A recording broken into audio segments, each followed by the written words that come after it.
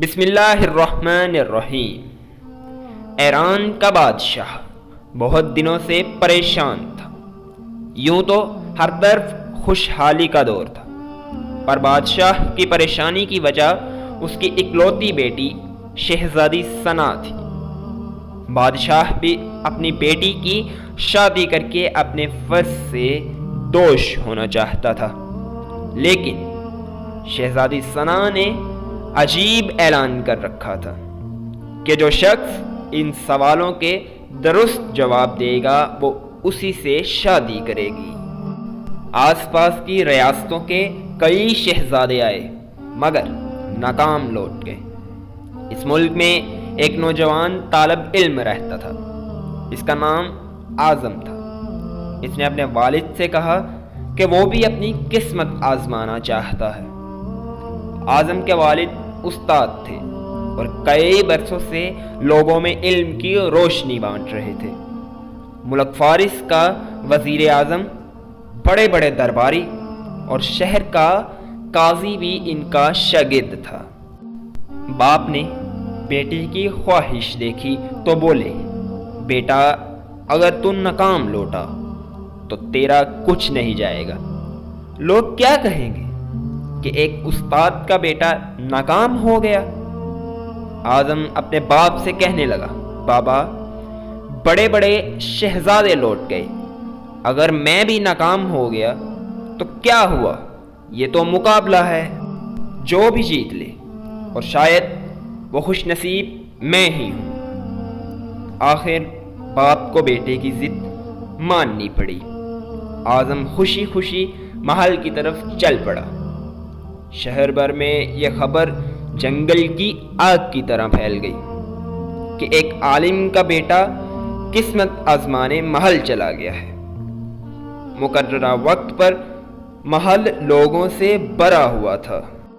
بادشاہ تخت پر بیٹھا تھا، ملکہ عالیہ بھی محل میں موجود تھی۔ وزیر، امیر، درباری اور عوام الناس سب دربار میں موجود تھے۔ آخر شہزادی نے اپنا پہلا سوال کر ڈالا۔ اس نے شہادت کی انگلی فضا میں بلند کی۔ اعظم نے کچھ دیر توقف کیا اور پھر شہادت اور ساتھ والی انگلی فضا میں بلند کی۔ یہ دیکھ کر شہزادی مسکرا اٹھی اور ملکہ عالیہ بولی، شاباش اے نوجوان، تم پہلا مرحلہ کامیابی سے طے کر گئے ہو۔ دوسرے سوال کے لیے شہزادی کرسی سے اٹھی اور ہاتھ میں تلوار لے کر ہوا میں چلانے لگی۔ کچھ دیر بعد وہ دوبارہ اپنی نشست پر بیٹھ گئی۔ بادشاہ سمیت ہر درباری کی نظر اعظم پر تھی۔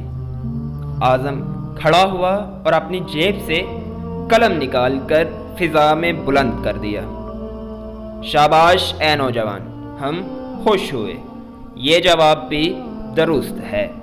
ملکہ عالیہ کی آواز دربار میں ابھری۔ اس کے ساتھ دربار مبارک ہو کی آواز سے گونج اٹھا۔ دو سوالات کیا تھے؟ ان کے جوابات کیا تھے؟ اب ہر شخص اس پر غور کر رہا تھا کہ شہزادی نے کیا پوچھا اور اعظم نے کیا جواب دیا۔ لوگوں کے لیے یہ ایک راز تھا۔ آخر شہزادی نے تیسرا سوال کر ڈالا۔ وہ تیزی سے سیڑھیاں اتری اور تیزی سے سیڑھیاں چڑھ کر دوبارہ اپنی نشست پر بیٹھ گئی۔ یہ بڑا عجیب و غریب سوال تھا۔ ہر طرف خاموشی تھی، لوگوں کی سانسیں رکی ہوئی تھیں۔ اب تو اعظم کے ہاتھ پاؤں ٹھنڈے ہوئے جا رہے تھے۔ آخر اعظم کھڑا ہوا اور اپنے دل پر ہاتھ رکھ کر شہزادی کی طرف دیکھنے لگا۔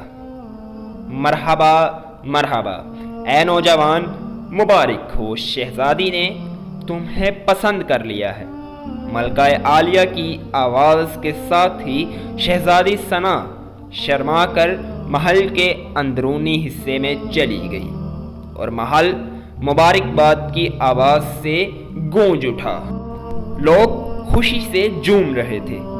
اور وہ دل ہی دل میں اللہ کا شکر ادا کر رہا تھا جس نے اسے یہ اعزاز بخشا۔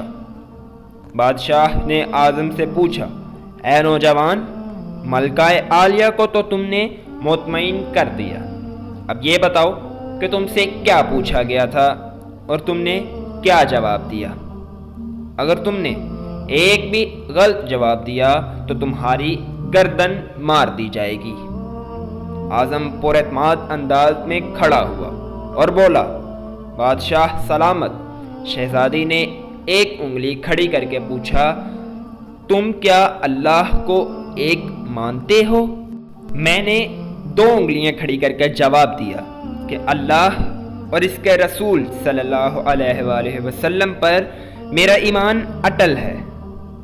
بہت خوب، ہم خوش ہوئے، بادشاہ نے مسکرا کر کہا۔ اعظم بولا، اس کے بعد شہزادی نے تلوار چلا کر پوچھا کہ اس سے بڑا کوئی ہتھیار ہے؟ میں نے جواب دیا، ہاں، قلم کا وار تلوار کے وار سے زیادہ کارگر ہوتا ہے۔ نوجوان، تم نے ہمارا دل جیت لیا، تم نے ثابت کر دیا کہ جاہ و جلال اور دولت کی علم کے سامنے کوئی حیثیت نہیں۔ لیکن تیسرا جواب، بادشاہ نے حوصلہ افزائی کرتے ہوئے پوچھا۔ اعظم نے آسمان کی طرف دیکھا اور کہنے لگا، بادشاہ سلامت۔ شہزادی دربار کی سیڑھیاں اتری اور چڑھی، کرسی پر تھک کر بیٹھ گئی۔ انہوں نے پوچھا تھا کہ میں تھک چکی ہوں، لیکن میرے جسم کی ایک چیز نہیں تھکی۔ میں نے جواب دیا، دل، یہ پیدائش سے لے کر موت تک بغیر تھکے دھڑکتا رہتا ہے۔ بادشاہ نے اعظم کو پاس بلا کر گلے سے لگایا اور کہا، اے لوگو، گواہ رہنا، میں نے حقدار کا حق ادا کر دیا۔ میری بیٹی ایسے شخص کی بیوی بن رہی ہے جس کے پاس علم کی دولت ہے جسے کوئی نہیں چرا سکتا اور نہ ہی کم کر سکتا ہے۔ بادشاہ نے اسی وقت خوشی خوشی اعظم اور شہزادی ثنا کی شادی کر دی۔